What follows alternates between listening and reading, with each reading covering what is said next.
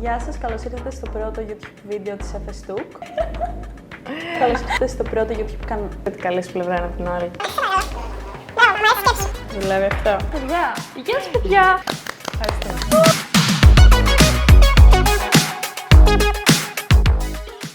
Γεια σας παιδιά, καλώς ήρθατε στο πρώτο επίσημο βίντεο της FSTUK στο YouTube. Θέλουμε να κάνουμε το σημερινό βίντεο έτσι ώστε να μας γνωρίσετε λιγάκι καλύτερα σαν ομάδα και για να απαντήσουμε στις ερωτήσεις σας αναφορικά με το recruitment το οποίο είναι ανοιχτό αυτή τη στιγμή. Εγώ είμαι η Λιδία, υπεύθυνη του marketing. Και εγώ είμαι η Κωνσταντίνα, μέλος του Business Plan. Και πάμε να ξεκινήσουμε διαβάζοντας τις ερωτήσεις σας. Η πρώτη ερώτηση η οποία μας έχετε κάνει κάποιοι από εσάς είναι αν μπορούν να συμμετάσχουν οι μαθητές στην ομάδα μας. Ο διαγωνισμός Formula Student απευθύνεται σε προπτυχιακούς και μεταπτυχιακούς φοιτητές, οπότε αν είσαι μαθητής, κάνε λίγη υπομονή και σε περιμένουμε στο μέλλον. Επόμενη ερώτηση, δέχεστε και πρωτοετής φοιτητές στην ομάδα? Εννοείται. Για μας δεν έχει τόσο σημασία το έτος φοίτησης, όσο ο εκάστοτε φοιτητής που θα μπει στην ομάδα μας να έχει όρεξη για δουλειά, να έχει μεράκι και να είναι πρόθυμος να συμμετάσχει σε αυτή την ομάδα. Από ποιες σχολές δέχεστε μέλη? Είμαι εκτός Πολυτεχνείου, αλλά θέλω να συμμετάσχω. Μπορώ? Αντίστοιχα, κάποιοι άλλοι μας έχουν πει ότι δεν μένουν μόνοι μας στα Χανιά, αλλά θέλουν να συμμετάσχουν και αν μπορούν να βοηθήσουν. Φυσικά και μπορείτε να δηλώσετε συμμετοχή. Η ομάδα μας δεν περιορίζεται σε μέλη εντός Πολυτεχνείου στα Χανιά.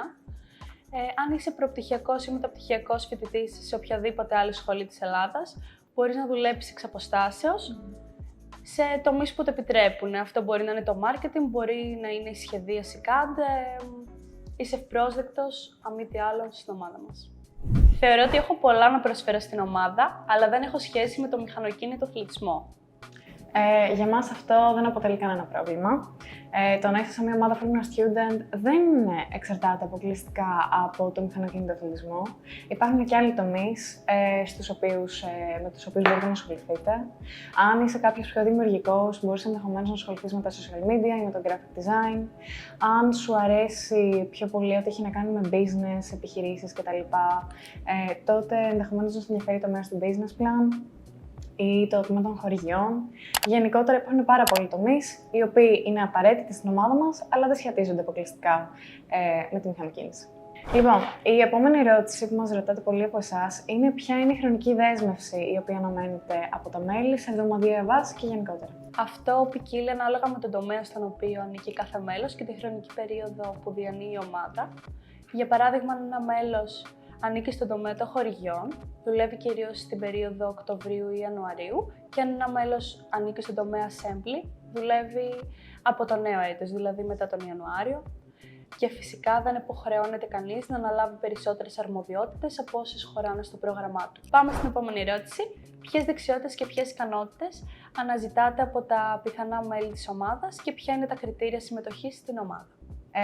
Επειδή καταλαβαίνουμε ότι πολλοί από εσάς θέλετε να είστε ενημερωμένοι αναφορικά με τη θέση στην οποία κάνετε αίτηση, μπορείτε να τσεκάρετε το link στην περιγραφή για ένα αναλυτικό PDF, το οποίο εξηγεί με τι ασχολείται κάθε τομέας και τα skills τα οποία θα εκτιμηθούν σε αυτόν.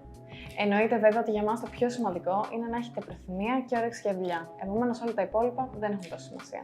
Η επόμενη ερώτηση είναι η εξής. Είναι πολλά άτομα τα οποία ενδιαφέρονται για πολλούς τομείς στην ομάδα και αναρωτιούνται αν έχουν την ευελιξία να δοκιμαστούν σε πολλούς από αυτούς. Μέσα στην ομάδα έχεις την δυνατότητα να ελιχθείς ανάμεσα στους τομείς, να δοκιμάσεις τις δυνατότητές σου, τις δεξιότητές σου, να δεις τι πραγματικά σου ταιριάζει.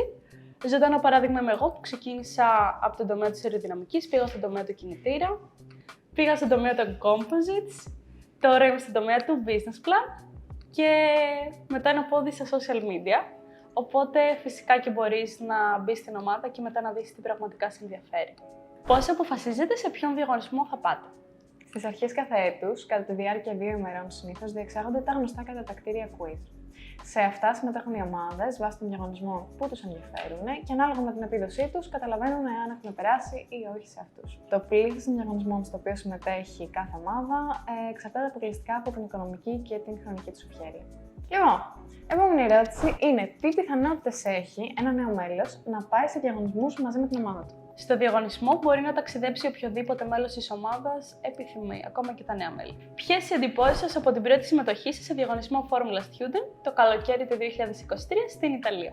Ήταν μια καταπληκτική εμπειρία, έχοντας περάσει τα πρώτα 3 χρόνια, δουλεύοντας στην αρχή εξ αποστάσεως λόγω COVID και στη συνέχεια σχεδιάζοντας και κατασκευάζοντας το μονοθέσιο όμως όχημα, το πρώτο μας μονοθέσιο όχημα, έτσι. Ήταν μια τεράστια ανταμοιβή. Μιλήσαμε με εμπειρογνώμονες και ανθρώπους του κλάδου και λάβαμε εξαιρετικό feedback και τρομερές ιδέες. Και είμαστε έτοιμοι για επόμενους διαγωνισμούς. Ευχαριστούμε πολύ, παρακολουθείτε το βίντεο. Κάτω στη γωνία με το πόδι ψηλά.